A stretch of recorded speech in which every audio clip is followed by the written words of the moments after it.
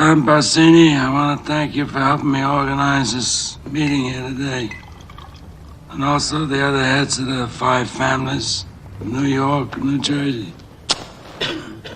Carmine Cuneo from the Bronx and Brooklyn, Philip Tatalian.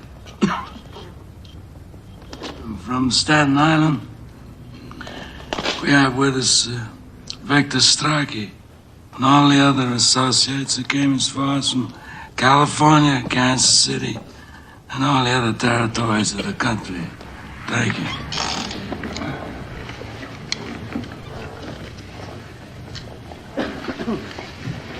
How did things ever get so far?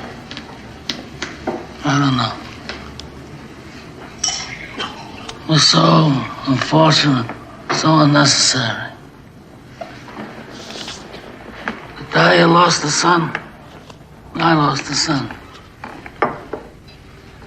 We're quits. And if Talia agrees, then I'm willing to let things go on the way they were before. We are all grateful to Don Corleone for calling this meeting. We all know him as a man of his word. A modest man. He'll always listen to reason. Yes, Don Barzini. He's too modest. He had all the judges and politicians in his pocket. He refused to share them. When did I ever refuse an accommodation? All of you know me here. When did I ever refuse? Except one time. And why? Because I believe this drug business is going to destroy us in the years to come. I mean, it's not like gambling or liquor, or even women, which is something that most people want nowadays and is forbidden to them by the bits and avanti of the church. Even the police departments that have helped us in the past with gambling and other things are going to refuse to help us when it comes to narcotics.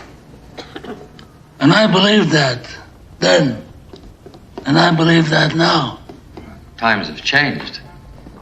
It's not like the old days where we can do anything we want. A refusal is not the act of a friend. If Don Corleone had all the judges and the politicians in New York, then he must share them. All he does is use them. He must let us draw the water from the well. Certainly he can present a bill for such services. After all, we are not communists. I also don't believe in drugs. For years, I paid my people extra so they wouldn't do that kind of business. Somebody comes to them and says, I have powders. If you put up $3,000, $4,000 investment, we can make $50,000 distributing. So they can't resist. I want to control it as a business, to keep it respectable. I don't want it near schools. I don't want it sold to children. That's an infamia. In my city, we would keep the traffic in the dark, people, the colored. They're animals anyway, so let them lose their souls.